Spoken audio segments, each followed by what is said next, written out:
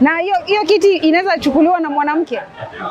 Kuruhusu mwanamke kuongoza kuwa mbele ya dhehebu na avae kitu kama hiki mbele ya mume wake, mbele ya babu yake, mbele ya vijana wake. Mwanamke ameolewa kutoka mbali. Kwa mfano mimi ni mtoto wa Tanzania, sijui kabila za humu, mila za humu siyaelewi.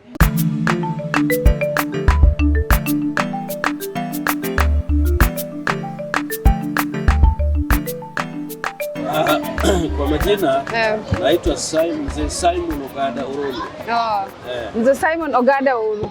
Nataka utuambie tu kidogo kuhusiana na hii sherehe ya leo. Unaichukuliaje kufanya imekuwa murwa sana. Na naona kama sherehe hii imebarikiwa. Watu wamekuwa wengi, watu wamekuwa na amani na tumefurahia hasa kuja kwa rais wetu na yale yote ambayo ameongea mambo muhimu na tumefurahia sisi kama watu wa Mururu. Kama mzee tu wa jamii ya Waluo, unadhani kufanya sherehe kama hizi za tamaduni inafanya hizo tamaduni za jamii zinazidi kuwepo ama inasaidia? Kwanza anasema hapa ulipo ni nchi ni sehemu ya Wasuba. Bamuru. Tumefurahia na tunajua kwamba tumefurahia hii sana sherehe kama hii, na tungependa iwe kila mwaka ikifanywa na watu wafurahie. Ndio vijana ambao wanakuja waone mambo ya utamaduni wa watu. Tunataka tujue kwamba tulitoka wapi na tunaelekea wapi. Kwa hivyo sherehe kama hii ni muhimu sana hasa kwa watoto visasi vijana. Na ndivyo kwa sasa unadhani tamaduni imeanza kupotea miongoni mwa vijana? Ni kweli tamaduni ilikuwa imeanza kupotea hasa kwa vijana wale ambao wameishi mijini. Hawajui pale walitoka, hawajui wametoka wapi na kile wanafanya. Kwa hivyo inaanza kupotea kwa watu, lakini sasa ni juhudi zetu sasa kuifufua na iendelee mbele. Kwa hivyo tumefurahia sana. Kuna wale watasema sherehe hizi zinaandaliwa kuendeleza tamaduni, lakini zinatumika na viongozi kuendeleza semi za kisiasa. Pengine kama mzee ambaye unahusiana na masuala ya kudumisha tamaduni zetu, utasemaje kuhusiana na hili? Naweza kusema kwamba mambo ya kitamaduni yasiingizwe na siasa, maana mara nyingi siasa inaharibu. Siasa haijengi sana. Utakuja kuona watu wa siasa wakiingilia wanaleta mambo mengine, lakini wakiachiwa wazee na wananchi kuendesha bila kuweka siasa itakuwa safi sana. Na wale ambao wanaandaa sherehe kama hizi, ndio kuwe na sherehe kama hii imefanyika hapa hivi eneo la Migori. Kwa mtizamo wako tu, wanawahusisha wale wazee ambao ndio waasisi wa tamaduni ama wao ndio wamebeba ile tamaduni? Kile nimeona hasa hapa Migori vile wamefanya, hawahusishi wazee. Maana unaona hapa hawahusishi wazee, lakini kama wanahusisha wazee itakuwa vizuri sana, na ningeomba siku zijazo wazee wahusishwe katika mambo ya mipangilio ya sherehe kama hizi, ndio iwe utamaduni kamili. Okay. Na sasa nataka tuongelee kidogo kuhusiana na hii fimbo ambayo umeibeba. Ndio kama ile ambayo kiongozi Raila Odinga alikuwa anakuwa naye kama? Ndio hii kama hii. Inamaanisha nini kwa jamii? Maana hii inamaanisha ikiwa hii inamaanisha ni ishara ya kuleta amani kwa nchi. Sababu watu kama wanakuwa na mafarakano na wanagongana, wazee watakuja na hii maana ya kuleta amani. Ugomvi usiweko, watu waishi kwa furaha na waendelee hivyo. Sasa nani anapewa hii? Ni yoyote yule? Maana naona katika wenzako hapa wewe ndio uko nayo. Kuna vigezo gani ambavyo vinafuatwa kabla mtu kupewa hii? Mpaka chaguliwe kuwa kiongozi na atambuliwe na wananchi. Mimi nilipewa hii rasmi kama kiongozi wa Bamuru. Bana naitwa Mugambi wa Bamuru, yani kiongozi wa Bamuru ya uongozi na kufanya mambo yote. Sasa kama mtetezi, majukumu yako yanakuwa ni gani katika hiyo jamii? Majukumu ya maendeleo katika nchi. Maana pasipo na amani maendeleo hayawezi kuwepo. Sasa jukumu langu ni kwamba watu wawe na amani, watu wajiendelee na nchi iendelee. Maana bila hiyo hatuwezi kuendelea. Hii ndiyo jukumu langu na lengo langu, kuambia watu wa Muhuru, watu wa Nyatike, wa Migori wote kwamba lazima tuwe pamoja, tupatane na tufanye kazi na maendeleo yaje. Umeona kama leo vile rais amekaribishwa, hii ni ishara ya amani katika sehemu ya Migori na Muhuru Bay. Na kofia hii kidogo pengine hii kofia inaonyesha ishara ya uongozi, yaani kiongozi lazima awe na kofia. Unaweza kuona ni kama crown kwa Kizungu, sio? Je, hii kofia ikipotea inakuwaje sasa? Ikipotea itakuwa mbaya sana. Ikipotea ni kama kifo. Sasa hakiwezi kupotea, lazima kitunzwe sana. Mnapokezana? Kwa mfano tuseme mtu ambaye yuko nayo na Mwenyezi Mungu anamchukua, anaaga, unampa mwingine ama inakuwa vipi? Atapewa mwingine. Kiongozi akitokea ameaga, sasa itakuwa ametangulishwa kwa mwingine. Sasa hii imevaliwa na watu wangapi kwa mfano? Hii ni mtu mmoja. Wewe ndo wa kwanza, muasisi wa kwanza kuvaa katika eneo hili. Ukipewa pengine ulikuwa na umri gani? Sasa mimi niko na umri wa miaka 85.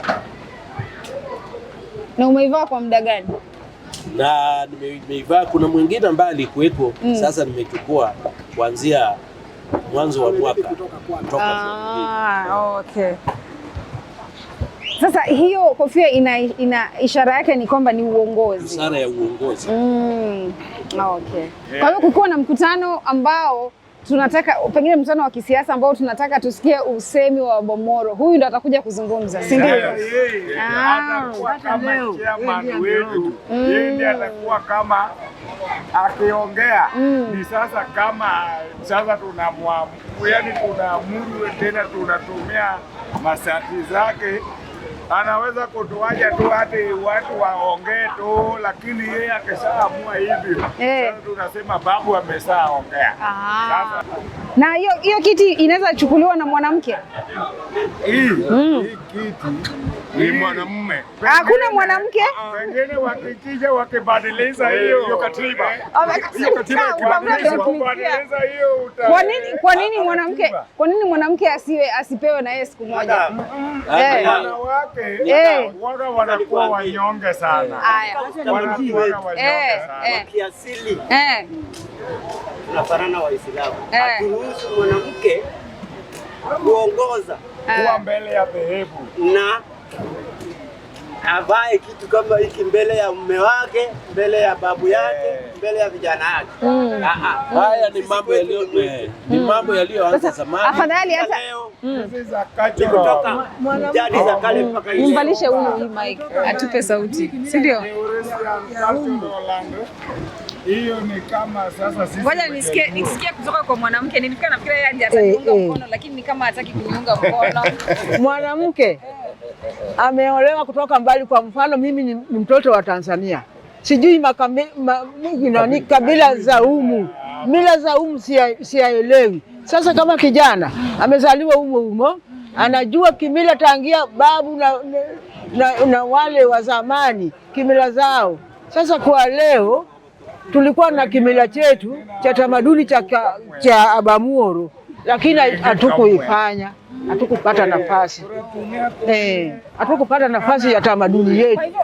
Kwa hivyo wacha nichukue hii, nirudi kwake. Umesema kwamba ni kulingana na michango ambayo imetolewa ni kwamba mwanamke hatopewa hii kofia ya uongozi kwa sababu yeye ni wakuja, si ndio? Yeye ni mtu kuja. Mwanamke ni mtu kuja. Lakini sina watoto wa kike. Lakini hata kama niko na mtoto wa kike, ataenda huko atakuwa mtu kuja huko. Amezaliwa hapa, mama watoto amezaliwa hapa. Na hata siku ataolewa. Hata siku ataachia ndani. Anauacha hapa. Kwa hivyo tutaki mtu anatoka. Tunataka mtu ambaye alizaliwa hapa na ziko hapa. Anazikwa hapa. Na ameoa kutoka nje, mke wake huyo yuko tu. Tuseme kwa mfano, imefikia muda ambapo hakuna watu wa umri mzima wa kiume, lakini wapo wa kike. Ukiangalia katika hiyo jamii, wale ambao wako ni watu wazima ni wanawake tu, hakuna wanaume. Wale ambao ni wanaume ni wadogo, ndio wanakuwa. Itakuwaje sasa? Tutakuwa mwanamke uongozi hapo, tukakujibu maajabu ya Mungu. Unajua huwezi jua hapo. Sasa watoto anakuwa top of mtoto wake wa kiume. Hakuna cha hiyo. Hata saa ile unauza udongo, hata kama anatozana yule kijana na wewe ni mkubwa kama wewe huwezi kuwa huyo, ndio tuna recognize huyo kijana hata kwa akwe size. Katika swali yako